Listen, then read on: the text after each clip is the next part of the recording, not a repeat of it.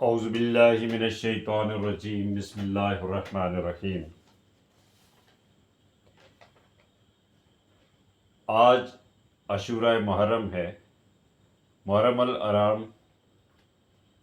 ہجری یا قمری سال کا پہلا مہینہ،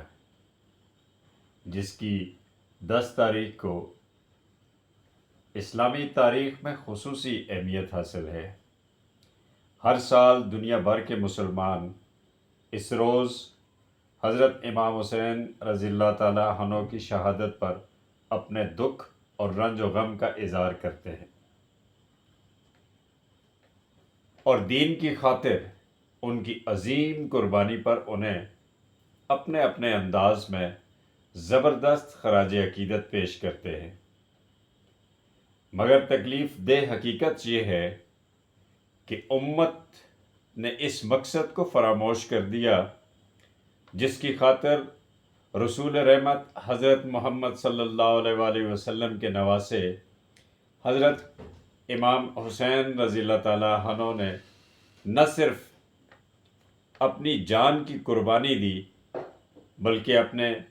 خاندان کے بچوں تک کی جانیں قربان کرنے سے گریز نہیں کیا۔ امت مسلمہ کی عظیم اکثریت یوم عاشور پر امام علی مقام اور ان کے خاندان کی قربانیوں کا تذکرہ کرتے ہوئے اس مقصد کے بارے میں سوچنے تک زحمت گوارا نہیں کرتے جس کے پیش نظر خاندان رسالت مآب صلی اللہ علیہ وآلہ وسلم نے اپنا سب کچھ قربان کر دیا۔ محسن انسانیت اور ان کے خلفائے راشدین نے دنیا کے سامنے جس نظام کا نقشہ اور عملی نمونہ پیش کیا، اسے چند الفاظ میں سمویا جائے تو یہ رب کی زمین پر رب کا نظام تھا، جس کے اساسی اصول یہ تھے کہ یہ دنیا اللہ تعالیٰ کی تخلیق اور ملکیت ہے، اور یہاں بسنے والے انسان اسی رب العالمین کی رعایا ہیں۔ دنیا میں جسے اختیار اور اقتدار سونپا جاتا ہے وہ اس امر کا پابند ہے کہ اللہ تعالیٰ کا قانون اس رعایا پر نافذ کرے۔ اسلامی ریاست کا سربراہ فی الواقع اس رعایا پر حکمران یا بادشاہ نہیں، نہ رعایا اس کی غلام ہے، بلکہ اس سربراہ کی یہ ذمہ داری ہے کہ وہ عطا شدہ ریاستی وسائل کو اللہ تعالیٰ کی ہدایات کی روشنی میں مخلوق خدا میں عدل و انصاف سے تقسیم کا اہتمام کرے۔ اس کام میں خوف خدا ہمیشہ اس کے لیے پیش نظر رہے۔ خدا اور اس کی مخلوق کے سامنے جواب دہی کا احساس بھی کسی وقت ذہن سے محو نہیں ہونا چاہیے۔ معاملات ریاست اور حکومت چلاتے وقت ایک مسلمان حاکم کے لیے مشاورت بھی لازم ہے، اور وہ بھی ان سے جن کے تقوی، علم دین اور اصابت رائے پر عوام کو اعتماد ہو۔ اس ریاست میں عام آدمی کا آزادانہ سوچنے اور بولنے کا حق بھی مسلمہ تھا۔ حاکم وقت سے سوال و جواب کی مکمل آزادی سب کو حاصل تھی۔ اسلامی ریاست کا خزانہ بیت المال بھی صاحب اختیار اور اقتدار کی ملکیت نہیں بلکہ اس کے پاس خالق اور مخلوق کی طرف سے امانت تھی، جس کی ایک ایک پائی کے استعمال سے متعلق وہ جواب دہ تھا۔ ریاست کے تمام شہری قانون کی نظر میں کسی اونچ نیچ کے بغیر مساوی حیثیت رکھتے تھے۔ رنگ و نسل، قبیلے یا خاندان، علاقے یا زبان وغیرہ کی بنیاد پر کسی کو کسی پر کوئی امتیاز حاصل نہیں تھا۔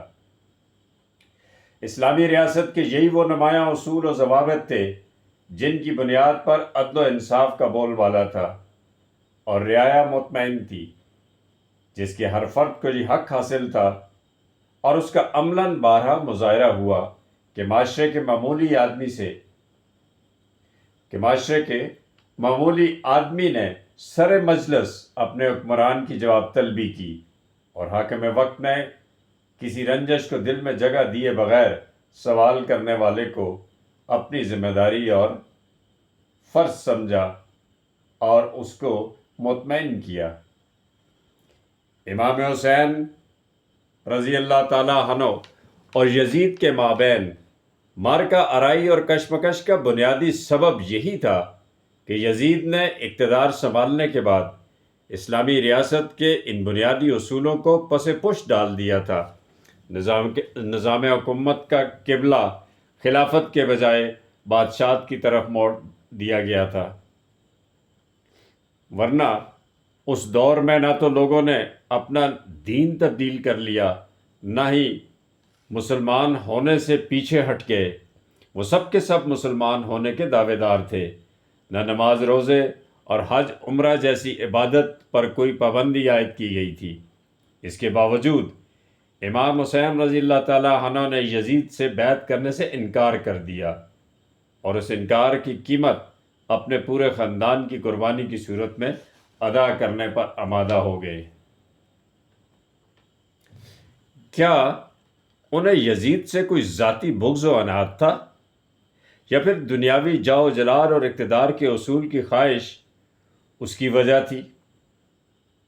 ایسی کوئی بھی صورت پیش نظر نہیں تھی۔ تاہم اس حقیقت سے انکار نہیں کیا جا سکتا کہ یزید کا کردار ایک خلیفۃ المسلمین کے شایان شان نہیں تھا، اور نہ ہی اپنے پیش رو خلفائے اسلام کے کردار سے مطابقت رکھتا تھا۔ تاہم امام حسین علیہ السلام کے یزید کے ہاتھ پر بیعت نہ کرنے کی سب سے بڑی وجہ اسلامی ریاست کی روح، اس کے مزاج اور اس کے نظام خلافت میں تبدیلی کا آغاز تھی۔ یزید کے تخت نشین ہونے کا جو منظر تھا، جو تخت نشینی سے جس طرح طرز حکمرانی کا آغاز ہوا، اس میں تقویٰ کے بجائے عیش پسندی اور خلافت کے بجائے انسانی بادشاہت کا رنگ نمایاں تھا۔ نہ صرف یہ بلکہ اسلامی ریاست کی سب سے بڑی ذمہ داری امر بالمعروف اور نہی عن المنکر کو ترک کر دیا گیا تھا۔ نواسہ رسول صلی اللہ علیہ وآلہ وسلم نے اپنی جان کا نذرانہ اس لیے پیش کیا کہ انہوں نے یہ دیکھا کہ اسلامی دستور کی بنیادی اصولوں میں تبدیلی کی جا رہی ہے، جن میں خلیفۃ المسلمین کا آزادانہ انتخاب، اظہار رائے کی آزادی، شورائی نظام، خدا اور خلق کے سامنے جواب دہی، بیت المال کو امانت سمجھنا، قانون کی حکمرانی اور قانون کے لحاظ سے شہریوں میں مساوات کے اصول شامل تھے۔ امام علی مقام کی یہ عظیم قربانی ہمیں ہر سال یہ یاد دلاتی ہے کہ جب زمین پر اللہ تعالیٰ کے سوا کسی اور کا حکم چل رہا ہو اور خالق کے بجائے مخلوق کی مرضی مسلط ہو چکی ہو، تو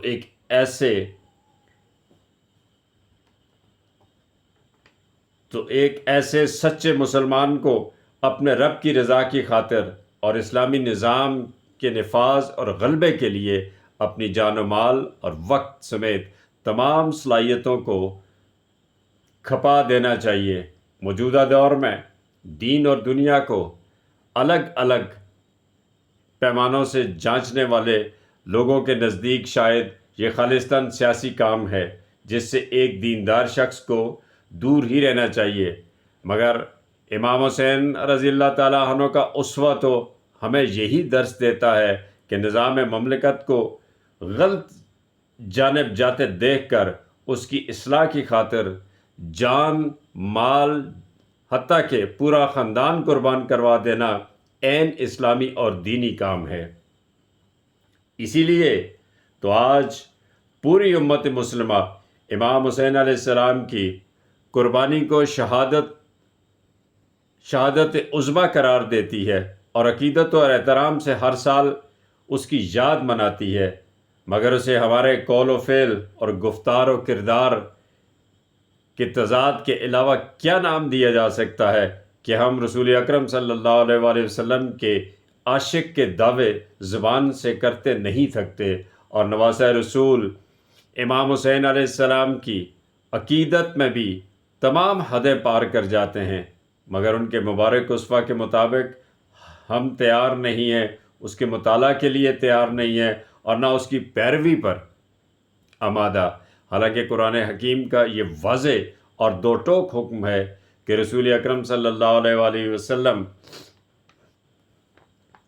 کا اسوہ مسلمانوں کے لیے بہترین نمونہ ہے، جس کی پیروی سب پر لازم ہے، مگر ہم صبح و شام عشق کے دعووں کے باوجود اس حکم قرآنی پر عمل پیرا ہونے پہ تیار نہیں ہیں۔ یہی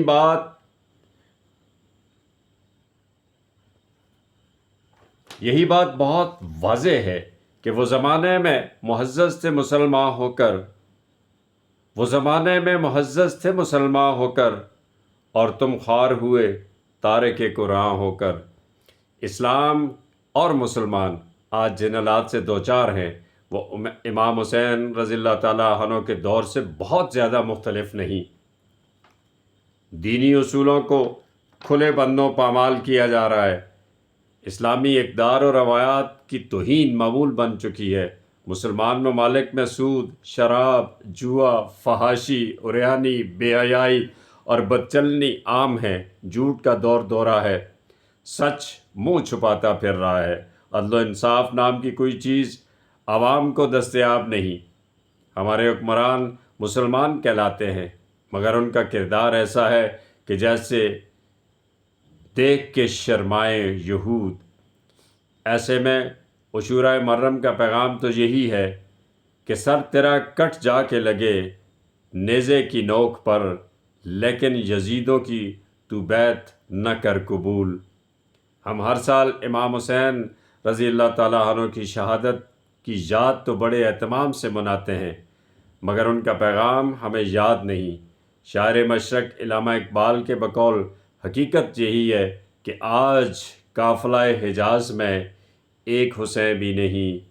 ورنہ امت اس زب و حالی اور زوال سے دوچار نہ ہوتی۔ وآخر دعوانا ان الحمد للہ رب العالمین۔